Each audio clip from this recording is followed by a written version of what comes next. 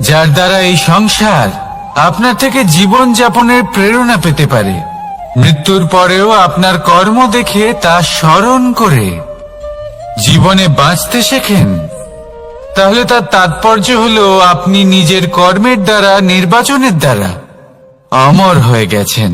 দেখুন, জীবনে দুশ্চিন্তা করা হলো বৃথা, মৃত্যুর ভয়ও হলো বৃথা। কারণ আত্মা কখনো মরে না, তাকে কেউ শেষ করতে পারে না। না কাল, না মৃত্যু, আর না সময়।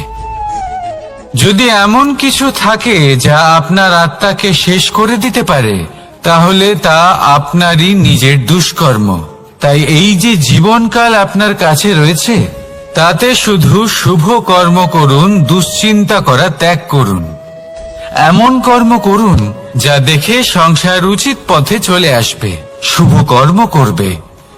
যদি আপনার মৃত্যুর পরে সংসার আপনাকে স্মরণ করে শিক্ষা লাভ করে, উচিত পথে চলে, প্রেরিত হয়, তাহলে আপনিও অমর হয়ে যাবেন। আসুন আমার সাথে ভালোবেসে বলুন, রাধা রাধা। কথায় আছে, যা কিছু অন্তর থেকে নিঃসৃত হয় তা অশুভ হয় না। অশুভ হলো সেই বোধ, সেই ইচ্ছে যা অন্তর থেকে নিঃসৃত হলেও কখনোই বিবেকের দ্বারা পরখ করা হয় না। এমনই একটা অনুভূতি হলো ক্রোধ। এই ক্রোধ আপনার বিবেকই হরণ করে নেয়, আপনার করুণা হরণ করে নেয়। আপনি ভাবনা চিন্তা করার যোগ্যতাই হারিয়ে ফেলেন। এবার যদি আপনি সংসারকে নিয়ন্ত্রণ করতে চান, ভবিষ্যতের ওপর নিয়ন্ত্রণ রাখতে চান, বর্তমানের ওপর নিয়ন্ত্রণ রাখতে চান, তাহলে প্রথমে নিজের ক্রোধের ওপর নিয়ন্ত্রণ করা শিখতে হবে।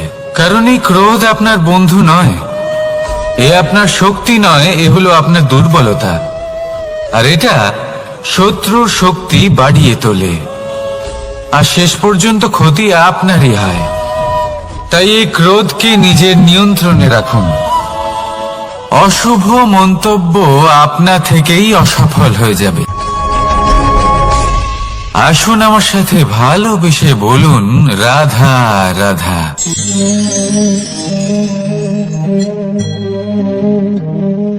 প্রশান্তি জড়িত নিদ্রা মানুষের জীবনের একটা অত্যন্ত গুরুত্বপূর্ণ সুখ এবং প্রয়োজনীয়তাও। দেখতে গেলে এই সংসারের প্রত্যেক পশু পাখি, প্রত্যেক জীব অবশ্যই নিদ্রা প্রাপ্ত করেন। কিন্তু মানুষ, যার মধ্যে বিচার বিবেচনা করার শক্তি অন্যদের থেকে অনেক বেশি, তার কিন্তু ঘুমের কিছু সমস্যা অবশ্যই হয়। কি বলেন? তাই তো। এবার এর কারণ কি? চিন্তা। এবার চিন্তা আমাদের সবার জীবনে আছে।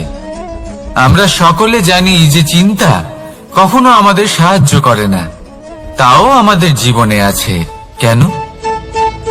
চিন্তার মাধ্যমে কি কখনো কোনো সমস্যার সমাধান হয়েছে? অর্থের চিন্তা করলে কি অর্থ লাভ হয়? ভবিষ্যতের চিন্তা করলে কি ভবিষ্যৎ ঠিক হয়ে যায়? স্বাস্থ্যের চিন্তা করলে কি স্বাস্থ্য নিজে থেকেই ঠিক হয়? হয় না। তাহলে এই সব কিছু থেকে আমাদের একটা ছোট্ট শিক্ষা অবশ্যই লাভ করা উচিত। আপনিও আপনার কাঁধ থেকে চিন্তার এই বোঝা নামিয়ে ফেলুন। আর ইচ্ছে, এই সব ইচ্ছে একত্রিত হয়ে আমাদের মনে চিন্তা উৎপন্ন করে। তাই এই চিন্তাগুলিকে ত্যাগ করুন। প্রকৃতির প্রেমের উপর বিশ্বাস রাখুন। মনে রাখবেন, যিনি চিন্তা মুক্ত হবেন তিনি চিতা মুক্ত হবেন। সুখের নিদ্রা প্রাপ্ত করুন, আর নিদ্রায় যাবার আগে আমার সাথে ভালোবেসে বলুন, রাধা রাধা।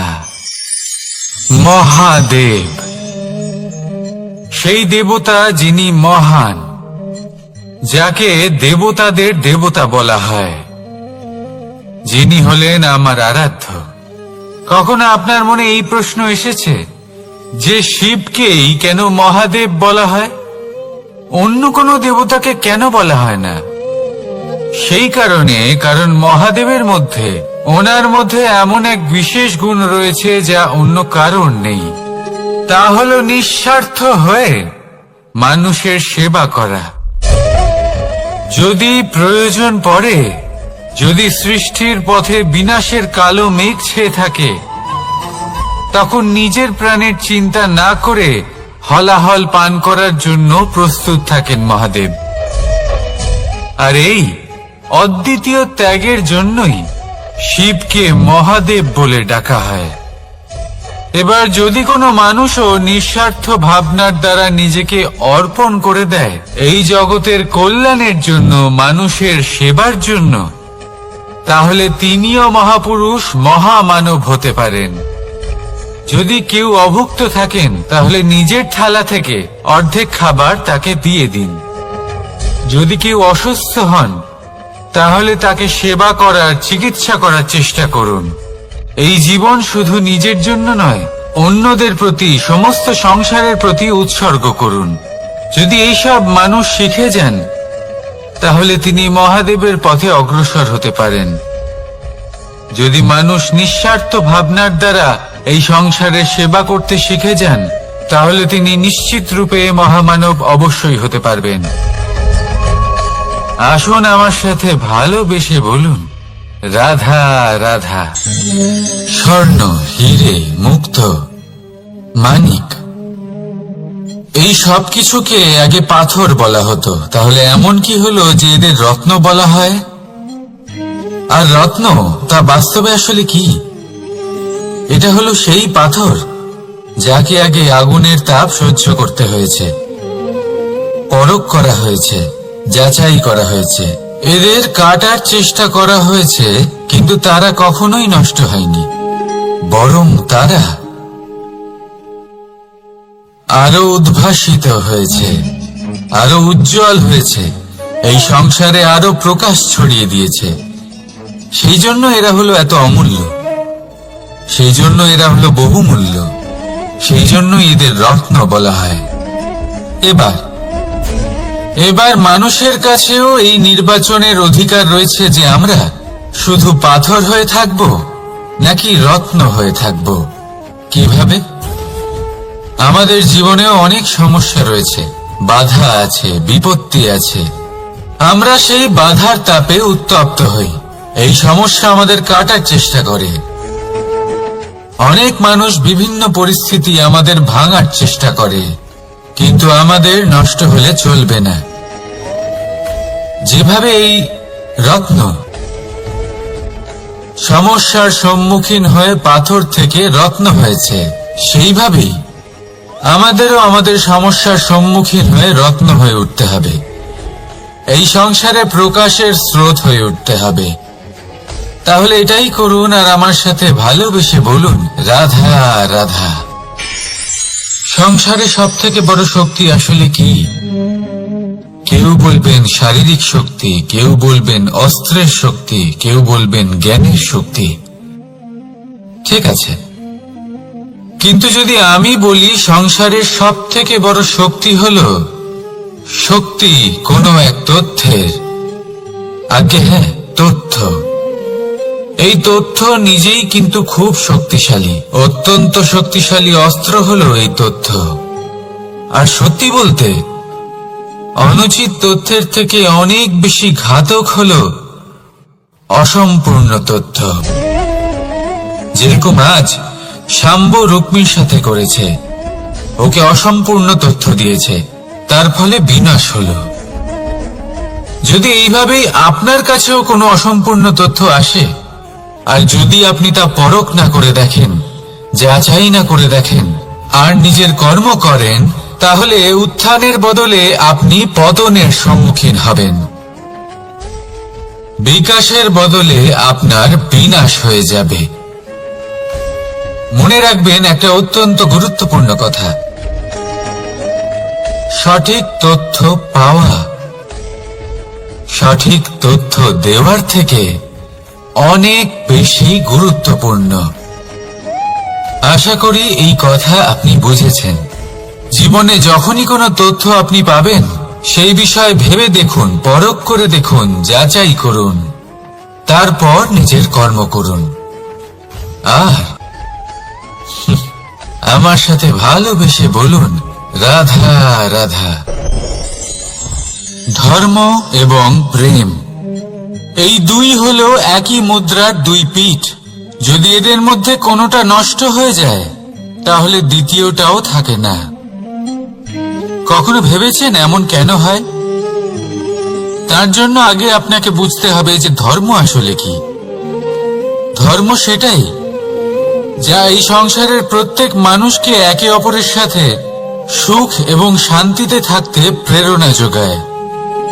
এই প্রেরণার আধার হলো প্রেম। প্রেম সেটাই যা আপনার মধ্যে অন্য কারোর প্রতি করুণাবোধ জাগিয়ে তোলে, সম্মান জাগিয়ে তোলে। এবার যদি প্রেম চলে যায়, তাহলে সবার আগে বিনাশ হবে সম্মান আর করুণাবোধের। এবার যেখানে না প্রেম রয়েছে, না সম্মান রয়েছে, না করুণা রয়েছে, সেখানে ধর্ম কিভাবে বাস করবে? অশুভ ইচ্ছে জাগ্রত হয়ে ওঠে, ক্রোধ জাগ্রত হয়ে ওঠে, অহংকার জাগ্রত হয়ে ওঠে, আর তারপর আরম্ভ হয় অধর্মের। তাই যা যা ভাবনা আপনার অন্তরে প্রবেশ করছে, করতে দিন, কিন্তু যাই হোক না কেন, এই প্রেমকে নিজের থেকে দূরে যেতে দেবেন না। এই প্রেমকে চিরকাল নিজের কাছে রাখুন, নিজের হৃদয়। আর এই প্রেম ভাব নিয়ে বলুন, রাধা রাধা। এই সংসারে আমাদের জীবনের সব থেকে বড় দোষ কি আপনি জানেন? কেউ বলবেন লোভ, কেউ বলবেন লালসা, কেউ বলবেন অসত্য। দেখুন, দুঃখের মূল কারণ হলো পরিশ্রম না করা। কিছু মানুষ ভাবেন যে আমি জীবনে কোনো পরিশ্রম করব না, অথচ আমি সবকিছু প্রাপ্ত করতে চাই। আর এমন এক কারণের জন্যই দূতের মতো খেলা আমাদের জীবনে প্রবেশ করার সুযোগ পায়। দূত, এই দূত আসলে কি? দূত অর্থাৎ কোনো পরিশ্রম ছাড়াই অন্য কেউ পরিশ্রম করে যা অর্জন করেছেন, যে সুখ সুবিধা অর্জন করেছেন, তা নিজের জন্য শুধুমাত্র একটা খেলার মাধ্যমে নিজের করে নেবার ইচ্ছে। আর এই ইচ্ছে অত্যন্ত বিনাশকারী হতে পারে। এই ইচ্ছে যদি আপনার বিবেক, আপনার মন, আপনার চেতনা, আপনার ভাবনা প্রবাহিত করে ফেলে, তারপরে আপনি চেষ্টা করতে শুরু করে দেবেন, আর সেইখান থেকেই আপনার পতন শুরু হবে। এই চেষ্টা করবেন যে অন্য কারোর জীবনের সমস্ত ধন, তার সমস্ত জীবন সম্পূর্ণভাবে নিজের করে নেওয়া। কারণ প্রথমে আশা জাগ্রত হয়, আর এই আশা হতাশায় পরিণত হতে সময় লাগে না। এই হতাশা কুণ্ঠায় পরিণত হতে সময় লাগে না, কুণ্ঠা লোভে পরিণত হতে সময় লাগে না, আর এই লোভ প্রতিশোধ স্পৃহাতে পরিণত হতে সময় লাগে না। আর যখন এই সব কিছু হয়, আপনি দুষ্ট হয়ে যান। আর সবাই জানেন যে প্রত্যেক দুষ্ট ব্যক্তির পতন হলো অবশ্যম্ভাবী। তাই নিজেকে দূতের থেকে দূরে রাখুন আর পরিশ্রমকে নিজের কাছে টেনে নিন। জীবনে আপনার যা যা স্বপ্ন রয়েছে, যা আপনি করতে চান, শুধুই পরিশ্রম দ্বারা অর্জন করুন। তাহলে তাই করুন, আর আমার সাথে ভালোবেসে বলুন, রাধা রাধা। জীবনে কিছু শেখা অত্যন্ত গুরুত্বপূর্ণ। এবার কি কি শিখতে হবে, সেই সব শেখানোর জন্য অনেক শিক্ষক রয়েছেন। কিন্তু কি শিখবেন না আর কি করবেন না, এটা আমাদের নিজের অভিজ্ঞতা দিয়ে শিখতে হয়। কিন্তু তার মানে এটা নয় যে যদি আপনাকে শিখতে হয় যে আগুনের তাপ কতটা, আপনাকে আগুনের মধ্যে হাত দিতে হবে। না, অন্য কারোর অভিজ্ঞতা দ্বারাও শিখতে পারেন। প্রশ্ন শুধুমাত্র একটাই যে আপনি কি শিখতে চান নাকি চান না। যদি আপনি এটাই ভাবেন যে আমি শুধুই নিজের অভিজ্ঞতা দ্বারাই শিখতে চাই, তাহলে জীবনকাল ছোট মনে হবে, অনেক কিছুই শিখতে পারবেন না। তাই নিজের সাথে সাথে বড়দের অভিজ্ঞতার দ্বারাও শেখা শুরু করে দিন। এই সংসারের অভিজ্ঞতা দ্বারা শিখতে শুরু করে দিন। আর এটা নিশ্চিত রূপে শেখা আবশ্যক যে কখন কি করবেন না, কোথায় থামতে হবে আর কোথায় থামবেন না। তাহলে আসুন আর আমার সাথে ভালোবেসে বলুন, রাধা রাধা। ভোজন। এবার ভোজন সংগ্রহ করার জন্য মানুষ কি না করেন, সব সময় চেষ্টা করতে থাকেন। ফসল উৎপাদনের জন্য অনেক পরিশ্রম করতে থাকেন, কিন্তু অনেক সময় অনেক পরিশ্রম করার পরেও ফসল ভালো উৎপাদন হয় না। এর কারণ কি? কারণ হলো এটাই যে আপনি পরিশ্রম হয়তো অনেক করেছেন, কিন্তু আপনার নজর তো সেই বীজের দিকে ছিলই না যা আপনি রোপণ করেছেন। সেই জন্য সব সময় কোনো বীজ রোপণ করার আগে তাকে পরখ করে দেখুন, তা অত্যন্ত আবশ্যক। আর সেইভাবেই যখনই কোনো কর্মের প্রশ্ন আসে, তাহলে সেখানে শুধুমাত্র পরিশ্রম যথেষ্ট নয়। সেই কাজের প্রতি আপনার কর্তব্য কি, আপনার উদ্দেশ্য কি, সেটা জানা হলো অত্যন্ত গুরুত্বপূর্ণ। তাই কর্ম করুন, কিন্তু সেই কর্মের প্রতি আপনার যা উদ্দেশ্য তার মাহাত্ম্য বুঝতে চেষ্টা করুন।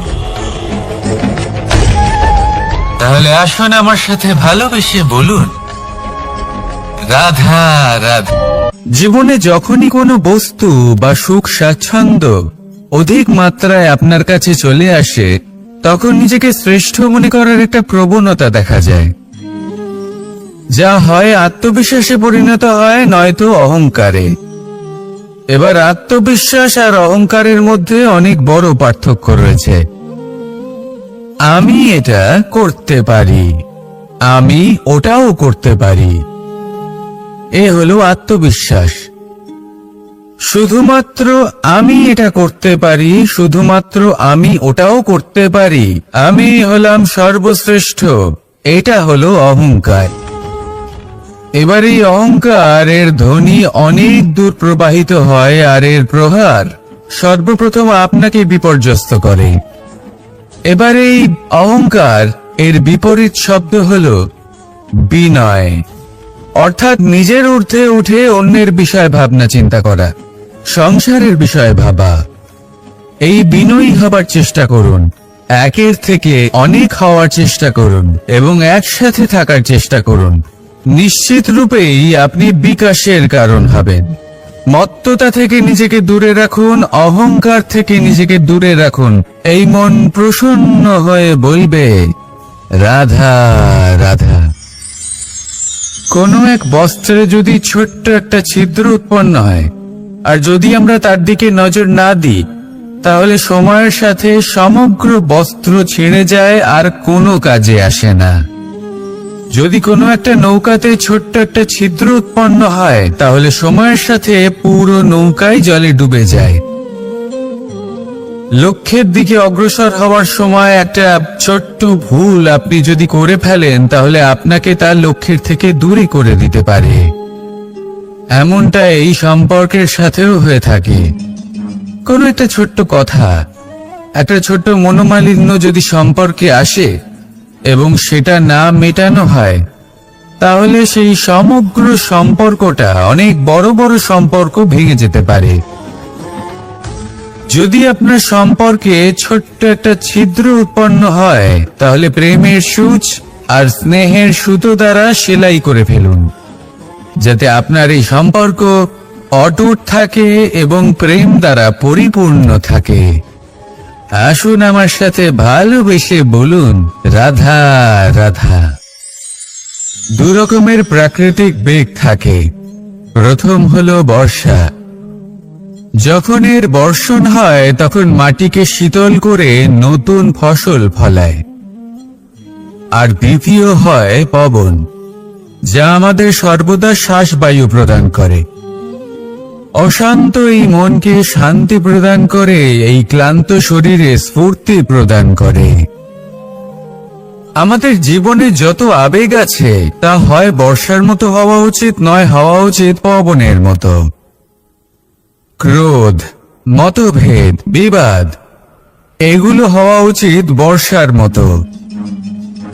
অর্থাৎ কিছু সময় পরে যেন এরা নিজে থেকেই ছিন্ন ভিন্ন হয়ে চলে যায়।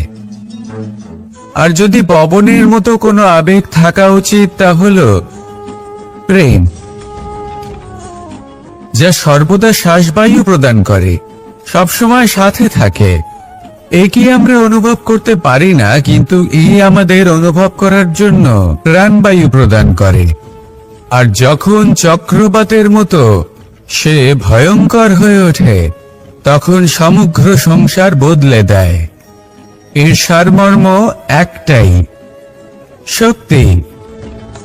মতভেদ, ক্রোধ, বিবাদের শক্তি যদি থাকে, তা আছে প্রেমের মধ্যে। তাই এই প্রেমকে মনের মধ্যে রাখুন আর আমার সাথে বলুন, রাধা রাধা। জীবনে দুই ধরনের আবেগ রয়েছে যার কোনো মূল্য নেই। আমার কথার অর্থ এটা নয় যে এদের কোনো গুরুত্ব নেই, গুরুত্ব যথেষ্টই রয়েছে, শুধু এদের জন্য আপনাকে কোনো মূল্য দিতে হয় না। প্রথম আবেগ হলো আনন্দ, প্রসন্নতা। এটা আপনি যে কোনো জায়গায় খুঁজে পেতে পারেন যদি আপনি খুঁজে পেতে চান। আপনি কোনো পুষ্পের সৌন্দর্য দেখে প্রসন্ন হতে পারেন। বায়ুর কারণে যখন একটি বৃক্ষ শিহরিত হয়, সেটা দেখে আপনি প্রসন্ন হতে পারেন। একটা ছোট্ট শিশুর কলরব শুনেও আপনি প্রসন্ন হতে পারেন। একটা ক্রন্দনরত বালককে হাসিয়ে আপনি প্রসন্ন হতে পারেন। সবকিছু আপনার উপর নির্ভরশীল। সেখানে আরেকটি আবেগ হলো দুশ্চিন্তা। মানুষ বড়ই দুশ্চিন্তা করতে থাকে। আজ আমি এই কাজ করেছি, সেই বিষয়ে চিন্তা। আজ আমি এই কাজ করতে পারিনি, সেই বিষয়ে চিন্তা। কাল আমাকে এই কাজ করতে হবে, সেই নিয়ে চিন্তা। আমি কি সেই কাজটা করতে পারবো, সেই বিষয়েও দুশ্চিন্তা। চিন্তা সর্বত্র রয়েছে, যার জন্য মূল্য দিতে হয় না। যত চান আপনি একত্রিত করতে পারেন। একটা গুরুত্বপূর্ণ কথা মনে রাখবেন, প্রসন্নতা জীবনের একটা নতুন সূত্রপাত। সেখানে দুশ্চিন্তা হলো জীবনের চিতার সমান। এবার এই দুটি আবেগ হলো মূল্যহীন, দুটোই আপনার সামনে আছে। কোনটা চয়ন করবেন আপনি, দুশ্চিন্তা নাকি প্রসন্নতা? সিদ্ধান্ত আপনারই। আসুন আর আমার সাথে ভালোবেসে বলুন, রাধা রাধা। জীবনের প্রত্যেক মুহূর্ত আমাদের কিছু না কিছু শিক্ষা দেয়, নির্ভর করছে আমাদের দৃষ্টিভঙ্গির উপর। যেমন নদী হলো আমার অত্যন্ত প্রিয়। নদীতে ভ্রমণ করতে আমার খুব ভালো লাগে। কি বলেন? নদীতে সবসময় নতুন কিছু থাকে, ও পুরনো কিছুই নিয়ে বসে থাকে না।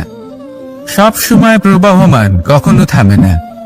ততক্ষণ থামে না যতক্ষণ না সাগরে গিয়ে সমাহিত হচ্ছে। ঠিক এইভাবেই আমাদেরও উচিত নিজের জীবন অতিবাহিত করা, নদীর মতো।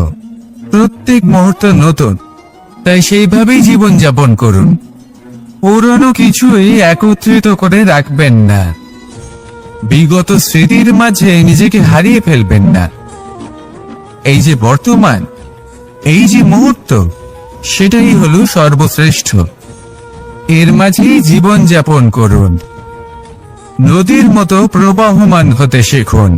আপনি শিখে গেলে তাহলে মনে রাখবেন, আমার আপনার মাঝে বিচরণ করতে বড়ই ভালো লাগবে।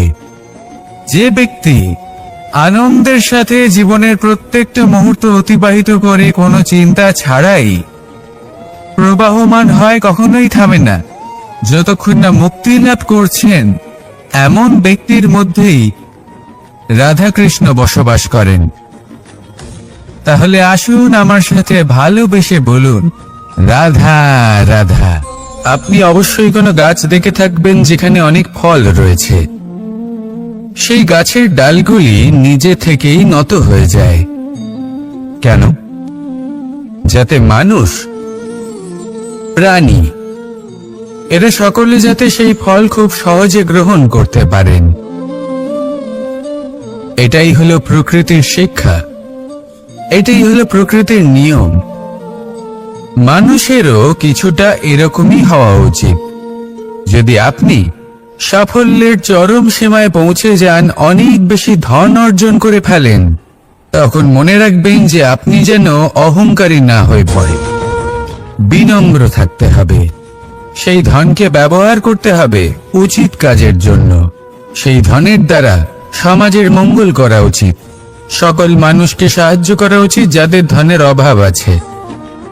যদি ধনী হওয়া সত্ত্বেও আপনি ধনের সদ্ব্যবহার এই সমাজের মঙ্গলের জন্য, তার ভালোর জন্য না করেন, যদি আপনি ধন দান না করেন, তাহলে এই ধন অহংকার রূপী বিষে পরিণত হয়ে আপনাকেই নাশ করবে। তাই ফলে ভরা গাছের মতো নত হয়ে থাকুন, বিনম্র হয়ে থাকুন, দান করুন, আর আমার সাথে ভালোবেসে বলুন রাধা রাধা।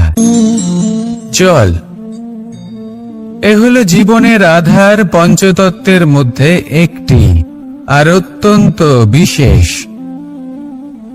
এর থেকে অনেক বড় শিক্ষা পাওয়া যায়। এই জল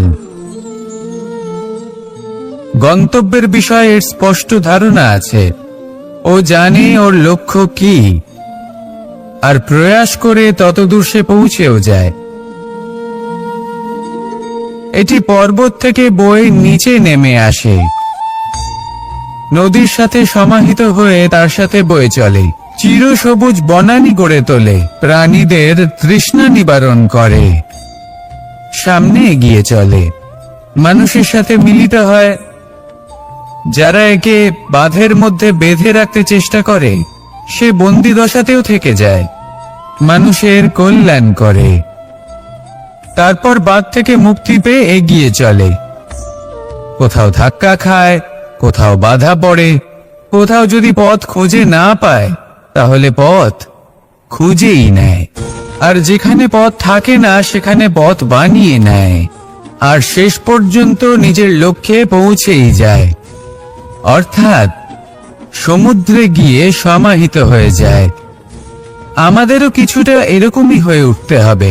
যেখানেই যাবেন সকলের কল্যাণ করুন, সামনে এগোন। আপনি কোথাও পড়ে গেলে, ধাক্কা খেলে আঘাত লাগবেই, উত্থান পতন লেগেই থাকে। সামনে এগোতে থাকুন। কোথাও পথ না পেলে তা খুঁজে নিন, কোথাও পথ না থাকলে তা বানিয়ে নিন। নিজের গন্তব্যের কথা সব সময় মনে রাখুন। শেষ পর্যন্ত নিজের মোক্ষ লাভ আপনি অবশ্যই করবেন। আর আমার সাথে ভালোবেসে বলুন রাধা রাধা। মানুষ অসুস্থ কেন হন? শারীরিক দুর্বলতার কারণে?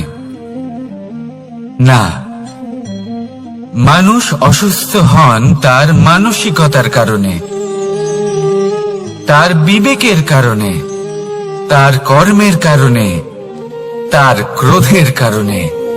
আর যখন কেউ সুস্থ হন, ঠিক হয়ে যান, তার মানে এটা নয় যে শুধু ওষুধের জন্য তিনি সুস্থ হয়েছেন। না, এটা কারোর তার প্রতি প্রেমের প্রভাব, বিশ্বাসের প্রভাব, সম্বলের প্রভাব। শুধুমাত্র ওষুধ দিয়ে কিছুই হয় না। যদি মনে প্রেম থাকে, বিবেক থাকে, বিশ্বাস থাকে, সম্বল থাকে, তবেই সেই ওষুধ কাজ করতে পারে।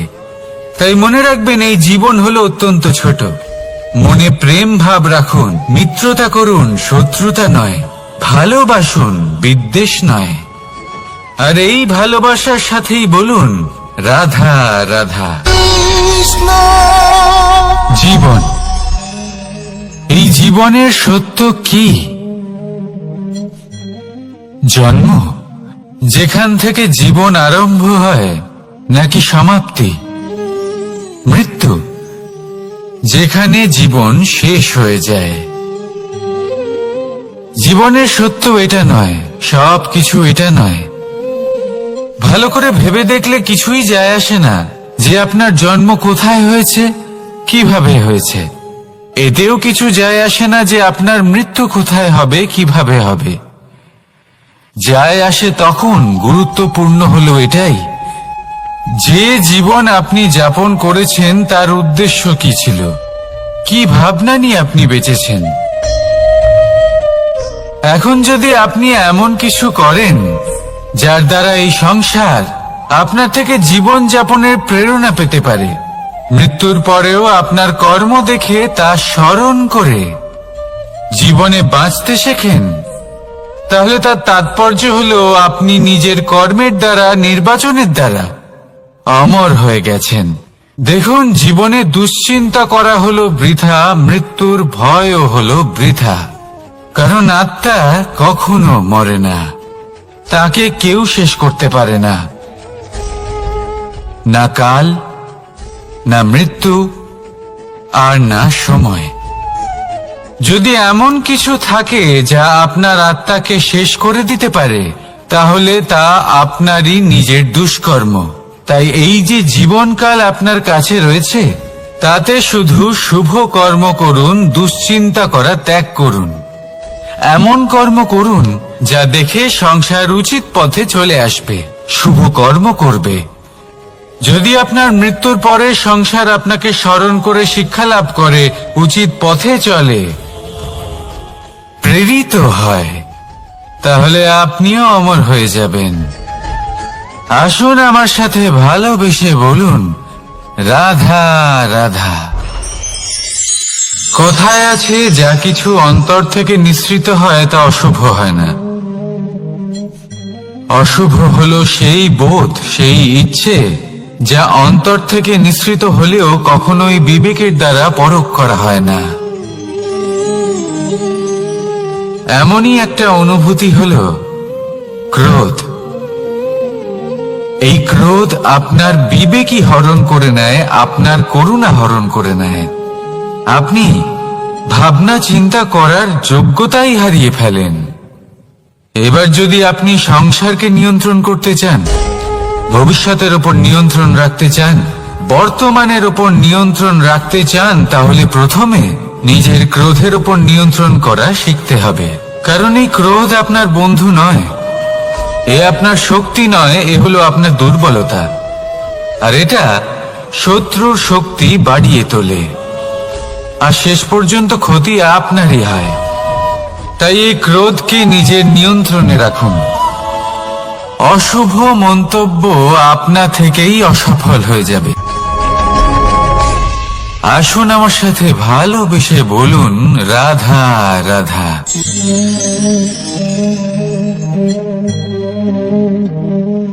প্রশান্তি জড়িত নিদ্রা মানুষের জীবনের একটা অত্যন্ত গুরুত্বপূর্ণ সুখ এবং প্রয়োজনীয়তাও।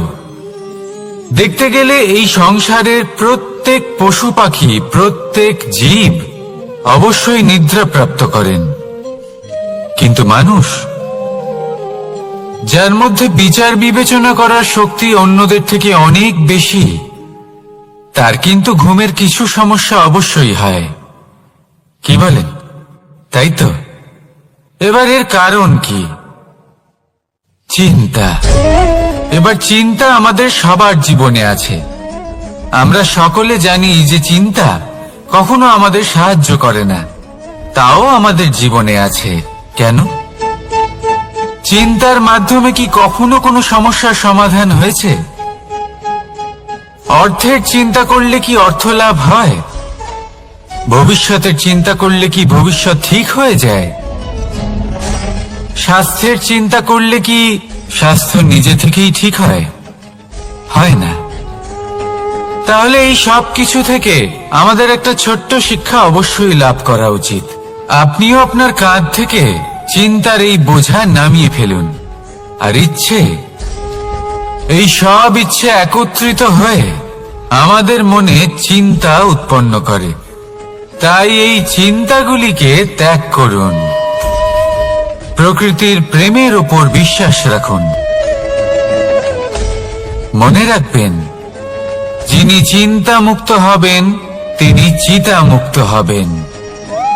সুখের নিদ্রা প্রাপ্ত করুন, আর নিদ্রায় যাবার আগে আমার সাথে ভালোবেসে বলুন, রাধা রাধা।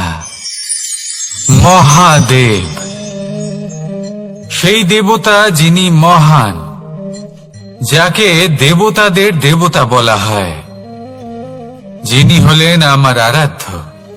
কখনো আপনার মনে এই প্রশ্ন এসেছে যে শিবকেই কেন মহাদেব বলা হয়, অন্য কোনো দেবতাকে কেন বলা হয় না? সেই কারণ মহাদেবের মধ্যে, ওনার মধ্যে এমন এক বিশেষ গুণ রয়েছে যা অন্য কারোর নেই। তা হলো নিঃস্বার্থ হয়ে মানুষের সেবা করা। যদি প্রয়োজন পড়ে, যদি সৃষ্টির পথে বিনাশের কালো মেঘ ছেয়ে থাকে, তখন নিজের প্রাণের চিন্তা না করে হলাহল পান করার জন্য প্রস্তুত থাকেন মহাদেব। আর এই অদ্বিতীয় ত্যাগের জন্যই শিবকে মহাদেব বলে ডাকা হয়।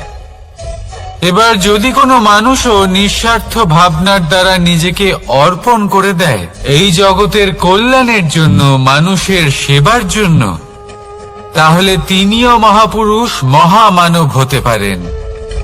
যদি কেউ অভুক্ত থাকেন, তাহলে নিজের থালা থেকে অর্ধেক খাবার তাকে দিয়ে দিন। যদি কেউ অসুস্থ হন, তাহলে তাকে সেবা করার, চিকিৎসা করার চেষ্টা করুন।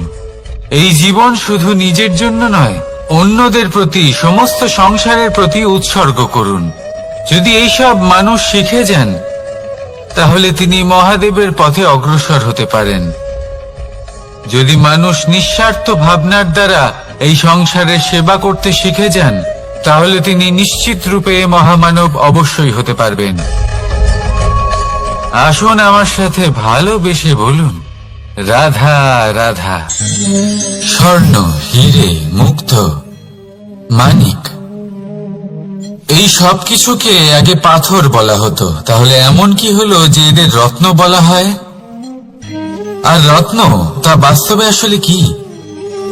এটা হলো সেই পাথর যাকে আগে আগুনের তাপ সহ্য করতে হয়েছে, পরখ করা হয়েছে, যাচাই করা হয়েছে, এদের কাটার চেষ্টা করা হয়েছে, কিন্তু তারা কখনোই নষ্ট হয়নি, বরং তারা আরো উদ্ভাসিত হয়েছে, আরো উজ্জ্বল হয়েছে, এই সংসারে আরো প্রকাশ ছড়িয়ে দিয়েছে। সেই জন্য এরা হলো এত অমূল্য, সেই জন্য এরা হলো বহুমূল্য, সেই জন্য এদের রত্ন বলা হয়। এবার মানুষের কাছেও এই নির্বাচনের অধিকার রয়েছে যে আমরা শুধু পাথর হয়ে থাকব নাকি রত্ন হয়ে থাকব। কিভাবে? আমাদের জীবনেও অনেক সমস্যা রয়েছে, বাধা আছে, বিপত্তি আছে। আমরা সেই বাধার তাপে উত্তপ্ত হই, এই সমস্যা আমাদের কাটার চেষ্টা করে। অনেক মানুষ বিভিন্ন পরিস্থিতি আমাদের ভাঙার চেষ্টা করে, কিন্তু আমাদের নষ্ট হলে চলবে না। যেভাবে এই রত্ন সমস্যার সম্মুখীন হয়ে পাথর থেকে রত্ন হয়েছে, সেইভাবেই আমাদেরও আমাদের সমস্যার সম্মুখীন হয়ে রত্ন হয়ে উঠতে হবে। এই সংসারে প্রকাশের স্রোত হয়ে উঠতে হবে। তাহলে এটাই করুন আর আমার সাথে ভালোবেসে বলুন, রাধা রাধা।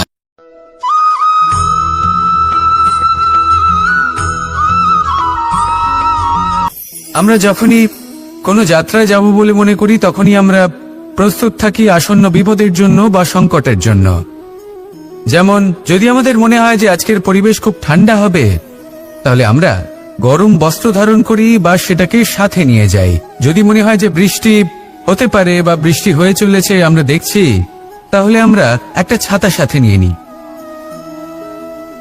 আমরা প্রস্তুত থাকতে চাই এবং এটাই উচিত, এবং সেই কারণেই আমরা যাত্রায় সাফল্য লাভ করি।